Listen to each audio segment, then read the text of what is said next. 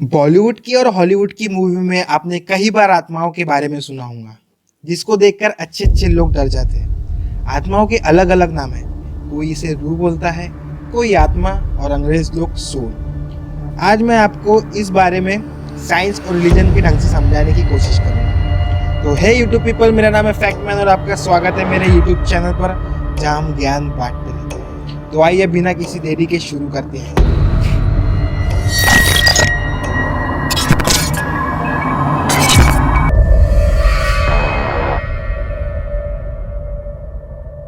आज से 6 साल पहले जब मैं 8th स्टैंडर्ड में था तो हमारी क्लास टीचर हमें मैथ्स पढ़ाई करती थी। पढ़ाई करते वक्त हम स्टूडेंट का फोकस रहे, इसलिए लेक्चर स्टार्ट होने से पहले हमारी टीचर मेडिटेशन करवाई करती थी और कभी इंटरेस्टिंग फैक्ट या कोई भी एक्सपेरिमेंट के बारे में बताया करती थी, ताकि हम जब पढ़ाई करें तो हमारा स्टडीज़ पे फोकस बना रहे। एक बार उन्होंने हमें वेट ऑफ सोल नाम के एक्सपेरिमेंट के बारे में बताया, जिसमें साइंटिस्ट एक मनुष्य की सोल यानी कि इंसान के आत्मा का वेट नापने की कोशिश कर रहे थे। वो चेक करना चाहते थे कि आत्मा या सोल नाम जैसी कुछ चीज़ें रहती भी है या नहीं। जो इंसान के ऊपर एक्सपेरिमेंट हो रहा था वो बस अपनी आखिरी सांसें गिन रहा था। जैसे ही फिर वो इंसान मरा, वैसे ही वो इंसान का 21 ग्राम वेट कम हुआ, मतलब कि सोल का जो वेट था 21 ग्राम कम हो गया। फिर कुछ टाइम बाद एक और एक्सपेरिमेंट किए, जिसमें एक मजबूत कांच का टैंक लिया गया। वो कांच का टैंक इतना मजबूत था कि उसको हथौड़ी से मारो या फिर उस पर बुलेट से फायर करो, वो कांच का टैंक नहीं फूट सकता था। मतलब इतना मजबूत कांच का टैंक था कि उससे गोली से भी फायर करो तो वो नहीं फूट सकता था। फिर उस टैंक में एक इंसान को सुलाए जो अपनी आखिरी सांसें गिन रहा था। फिर जैसे ही वो इंसान मरा, वैसे ही वो कांच का जो मजबूत टैंक था उसके टुकड़े टुकड़े हो गए। समझ रहे हो?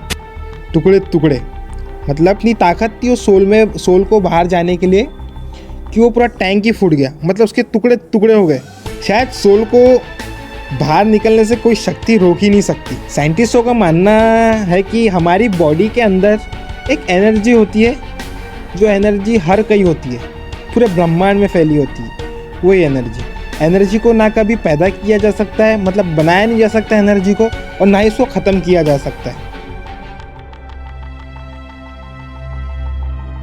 अब अगर ग्रंथों में देखें तो आत्मा को परमात्मा का अंश माना गया है। महाभारत में जब श्री कृष्ण ने अर्जुन को गीता का ज्ञान दिया था तो उसमें आत्मा ज्ञान भी था। श्री कृष्ण ने कहा था कि आत्मा परमात्मा का अंश है। आत्मा अमर होती है।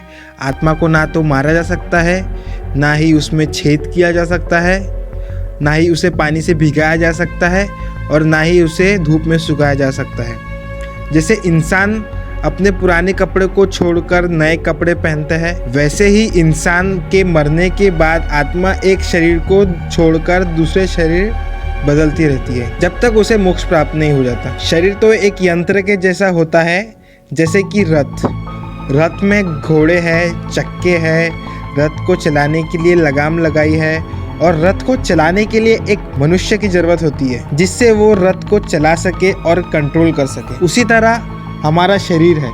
शरीर में आँख है, कान है, 2 हाथ है, 2 पैर है। हमारे शरीर को भी चलाने के लिए कुछ होना, तो शरीर को आत्मा चलाती है। जैसे कि इंसान रथ चलाते हैं, वैसे ही शरीर को वो आत्मा चलाती है। अगर आपको ये वीडियो पसंद है तो वीडियो को लाइक कर दो और कमेंट करके बता देना कैसी लगी वीडियो, और चैनल को सब्सक्राइब कर दो और बेल आइकन को भी दबा दो, ऑल को सिलेक्ट कर लो, ताकि आपको नोटिफिकेशन मिलते रहे। तो मिलते हैं अगली वीडियो में। सी यू सून।